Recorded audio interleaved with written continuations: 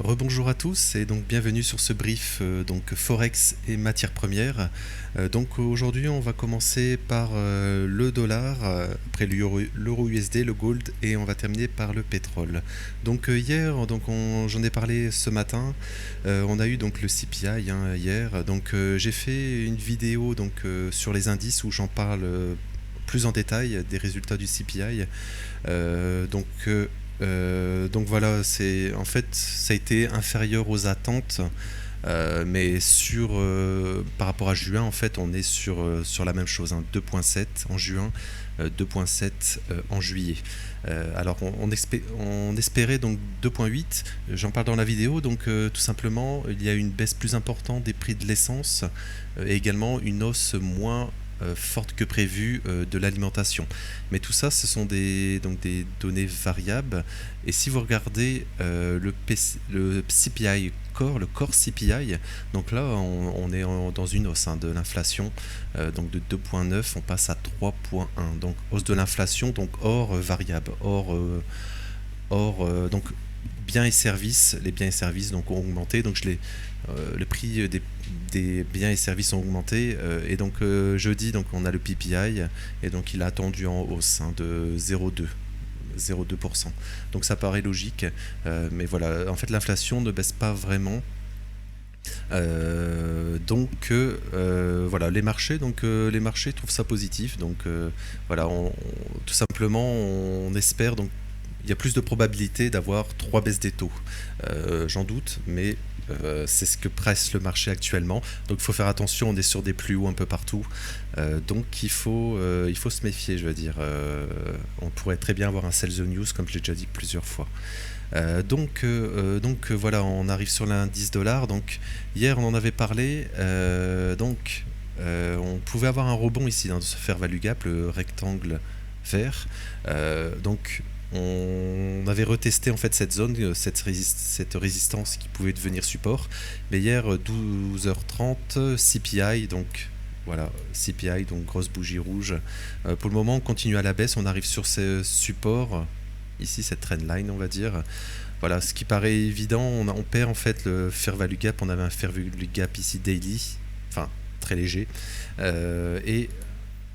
et en fait on va perdre, pour le moment on est en train de perdre ce fair value gap haussier ici, le rectangle. Donc théoriquement là on pourrait très bien continuer à la baisse. Oui, continuer à la baisse. Oui, ici le fair value gap, si vous voyez, il était ici environ. Voilà, continuation baissière pour le moment. Donc dans ce cas, on pourrait très bien donc aller rechercher les plus bas. C'est totalement possible, ici et ici. Voilà, sur l'euro-dollar, donc on est un peu. Voilà, il faut réagir en fait sur ce niveau. C'est, on va dire, un peu la dernière chance sur ce niveau pour rebondir. Si on perd ces niveaux, alors voilà, continuation baissière. Sur l'indice dollar, donc euro USD, très similaire, on arrive aussi en haut du fair value gap haussier 4 heures ici, on en avait parlé plusieurs fois, toute cette zone qu'on travaille. Voilà, pour le moment donc on irait donc plutôt aller chercher tous ces stops ici, donc continuation haussière sur l'euro dollar. Voilà, je vais passer donc sur l'or. Donc l'or également, on en avait parlé, on pouvait avoir un rebond. Donc pour le moment c'est le cas, dans ce fair value gap daily ici, fair value gap haussier, pour le moment on rebondit. Alors je pense qu'il faudra faire attention parce que tout simplement le dollar baisse, donc l'or monte, mais il monte pas très fort finalement, il est assez faible. On a fait un fair value gap ici, on est en train de le travailler justement, fair value gap baissier en daily. Je pense qu'on pourrait se faire rejeter sur ces... après cette prise de stop ici, voilà, ici on a une belle prise de stop des sommets, donc sommets de juillet et de juin. On pourrait avoir une continuation baissière, donc on pourrait très bien faire ça. Et si on a une réaction, toujours dans le fair value gap, on pourrait encore rebondir. Voilà, il n'y a pas de problème. Voilà, moi je le dis depuis un certain temps, je pense qu'on peut retracer sur le gold, parce qu'en semestriel, on est totalement hors des bols de Bollinger, si vous regardez ici. Mais ça n'empêcherait pas de faire un nouveau plus haut avant. Voilà, tout simplement, c'est une zone de prise de profit, il faut faire attention sur du moyen long terme. Mais sur du court terme, voilà, les niveaux importants, donc 3440 et là le plus haut de la veille où on y est maintenant, donc il est à exactement plus haut 3410. Donc il ne faut pas se faire rejeter dans cette zone, hein. Voilà, très important sur le gold. Voilà, je vais passer sur le pétrole, WTI. Donc WTI, on en avait parlé lundi, un petit rebond probable après 7 jours de baisse. On est toujours dans ce scénario, hein, de consolidation, manipulation, expansion baissière. Pour le moment, on continue à la baisse, on fait une continuation baissière. Voilà, faut faire. Pour le moment, il n'y a pas vraiment de signal. Pour le moment, on a pris le plus bas de lundi. Oui, non, de vendredi, de la semaine passée, là, on vient de le prendre. Voilà, on peut avoir une petite réaction ici. Les objectifs, donc aussi, on fait bien consolidation, manipulation, expansion. Les objectifs sont bien plus bas, hein, on en a parlé plusieurs fois. Ça serait donc vers les 53, il me semble.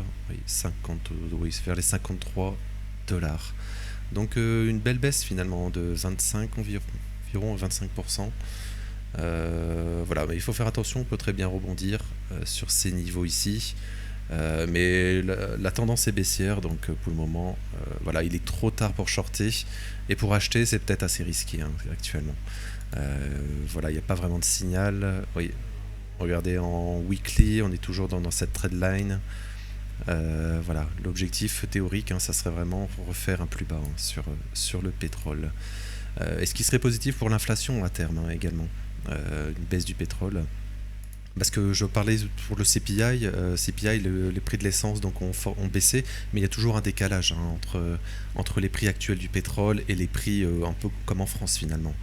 Il y a toujours un décalage de plusieurs semaines entre donc les prix à la pompe et les prix du pétrole par exemple.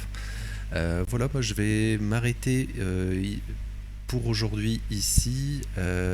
Donc je vais mettre en description donc la vidéo pour le CPI avec plus de détails. Je remets donc également sur le PIB parce que je trouve qu'elle est très pertinente, je pense, vu qu'on est sur des plus hauts sur tous les assets presque, indices, voilà, le Bitcoin par exemple. Donc il faut faire attention, je pense. On est en train de pricer vraiment des choses, on va dire, on a beaucoup d'espérance finalement et on est en train de les pricer. Il faut faire attention qu'il n'y aura pas de déception tout simplement. Et donc s'il y a une déception, là ça va retracer. Voilà, je vous remercie de votre temps et je vous souhaite une belle journée. Merci.